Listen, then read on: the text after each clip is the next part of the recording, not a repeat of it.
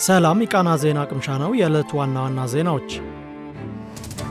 የፈረንሳዩ ፕሬዝዳንት ኢማኑኤል ማክሮን ለይፋዊ የሥራ ጉብኝት አዲስ አበባ ገቡ። ፕሬዝዳንቱ ቦሌ ዓለም አቀፍ አውሮፕላን ማረፊያ ሲደርሱ ጠቅላይ ሚኒስትር አብይ አህመድ አቀባበል አድርገውላቸዋል። ጉብኝቱን አስመልክቶ ጠቅላይ ሚኒስትር አብይ በማህበራዊ የትስስር ገጻቸው ባሰፈሩት መልእክት ፕሬዝዳንት ማክሮን በኢትዮጵያ የሚያደርጉት ሶስተኛው ይፋዊ የሥራ ጉብኝት በሀገራቱ መካከል ያለውን የጸና ወዳጅነት ጉልህ ማሳያ ነው ብለዋል። ሁለቱ መሪዎች በሳይንስ ሙዚየም ጉብኝት ያደረጉ ሲሆን ይህም ለሁለቱ ሀገራት የመጪው ዘመን የላቀ ፈጠራ፣ ቴክኖሎጂና ከፊት ላሉ እድሎች ያላቸውን የጋራ ቁርጠኝነት ያንጸባርቁበት እንደሆነ ተገልጿል። ጠቅላይ ሚኒስትር አብይ አህመድ ከፕሬዝዳንት ማክሮን ጋር በጋራ ጉዳዮች ላይ ያተኮረ የሁለትዮሽ ውይይት ያካሄዱ ሲሆን ሁለቱ መሪዎች በተገኙበትም ሀገራቱ ቁልፍ ስምምነቶችን መፈራረማቸው ተገልጿል። ከስምምነቶቹ አንዱም የታዳሽ የተቀናጀና ዘላቂ ኃይል እንዲሁም የዲጂታላይዜሽን ፕሮግራምን ለመተግበር የሚውል የ54.6 ሚሊዮን ዩሮ የብድር ስምምነት ነው። በተጨማሪም የ150 ሜጋዋት የጂኦተርማል የመንግስትና የግል አጋርነት አዲስ ማዕቀፍና የፍኖተ ካርታ ልውውጥ በስምምነቱ እንደሚገኝበት ጠቅላይ ሚኒስትር አብይ በማህበራዊ የትስስር ገጻቸው ባሰፈሩት ጽሑፍ ገልጸዋል።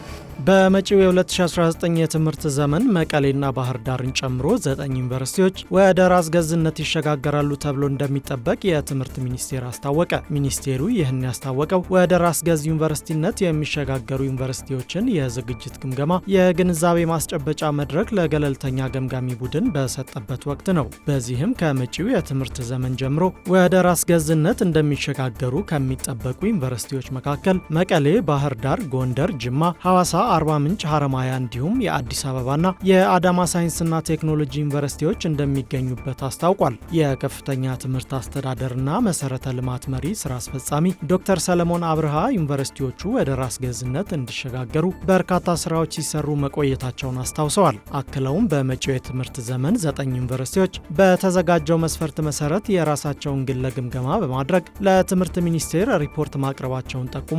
ተቋማቱ ያቀረቡትን ሪፖርት መሰረት በማድረግም ሚኒስቴሩ ዝግጅቶቻቸውን በሚመለከት በምሁራን ገለልተኛ ግምገማ ለማድረግ ዝግጅት መጠናቀቁንም ተናግረዋል። ግምገማው ሲጠናቀቅም ግምገማው ከተካሄደባቸው ዩኒቨርሲቲዎች ውስጥ 60 በመቶና በላይ የግምገማ ውጤት የሚያስመዘግቡ ዩኒቨርሲቲዎች ወደ ሽግግር ሂደቱ የሚገቡ እንደሆነ ዶክተር ሰለሞን ተናግረዋል። በዚህም ዩኒቨርሲቲዎቹ ያሉበትን ሁኔታ የግምገማ ቡድን ወደ ተቋማቱ የሚሰማራ ሲሆን የግምገማ ስራውም ከዛሬ ጀምሮ እንደሚጀምርም ትምህርት ሚኒስቴር በፌስቡክ ገጹ ባወጣው መግለጫ አስታውቋል። አፍሪካ በጸጥታው ምክር ቤት ቋሚ መቀመጫ እንዳይኖራት ማድረግ የዓለም አቀፍ ተቋማትን ኢፍትሐዊነት እንደሚያንጸባርቅ የተባበሩት መንግስታት ድርጅት ዋና ጸሐፊ አንቶኒዮ ጉቴሬሽ ገለጹ። ዋና ጸሐፊው ይህን የገለጹት በአፍሪካ ህብረት እየተካሄደ በሚገኘው የህብረቱና የተባበሩት መንግስታት ድርጅት 10ኛ ዓመት ኮንፈረንስ ላይ ነው። ጉቴሬሽ በመድረኩም የመንግስታቱ ድርጅት በሁሉም ዘርፎች ቀዳሚ ተግባር አፍሪካን የማድረግ የፖለቲካም ሆነ የሞራል ግዴታ አለበት ብለዋል። አፍሪካ በዓለም አቀፍ ሁለንተናዊ እንቅስቃሴ ላይ ያላት ሚና የጎላ መሆኑን እንገነዘባለን ያሉት ዋና ጸሐፊው በታሪክና በዓለም ኢፍትሐዊ አሰራር የደረሰባትን በደል ለመቀልበስ የምታደርገውን ጥረት ለመደገፍ ቁርጠኛ መሆናቸውን ተናግረዋል። ከሁለተኛው የዓለም ጦርነት በኋላ በርካታ የአፍሪካ ሀገራት ከቀኝ ግዛት ባልወጡበት ወቅት የተቋቋሙ ዓለም አቀፍ ተቋማት አህጉሪቱ በጸጥታው ምክር ቤት ቋሚ መቀመጫ እንዳይኖራት ማድረጋቸው ተገቢ ያለመሆኑን አጽንኦት ሰጥተዋል። አክለውም ተመድ አፍሪካዊ ግጭቶችን በአፍሪካ ማዕቀፍ እንዲፈቱ በመሪነት ከመሳተፍ ባለፈ የአፍሪካ ህብረትን ጥረት እንደሚደግፍ መናገራቸውን ኢዜአ ዘግቧል። የቡርኪና ፋሶ ወታደራዊ ገዢዎች በሀገሪቱ የሚገኙ 247 ገደማ መንግስታዊ ያልሆኑ ድርጅቶችና ማህበራትን ማገዳቸው ተገለጸ። ወታደራዊ ሁንታው በምዕራብ አፍሪካዊቷ ሀገር መሰረታቸውን ያደረጉ 247 መንግስታዊ ያልሆኑ ድርጅቶችንና ማህበራትን የሚያገድ ትዕዛዝ ትላንት ማስተላለፉን አዣንስ ፍራንስ ፕሬስ ዘግቧል።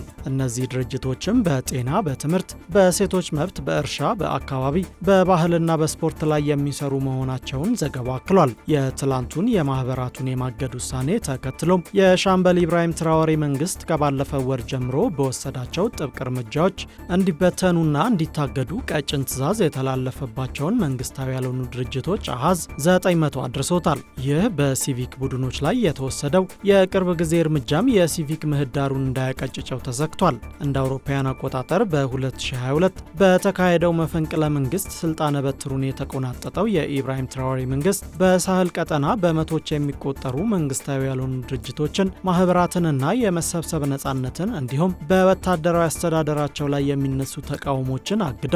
እንደ አውሮፓውያን አቆጣጠር በ2025 የመብት ተሟጋቾችንና ማህበራትን እንቅስቃሴ የሚገድብ ህግ መፈረማቸውንም ዘገባው አስታውሷል።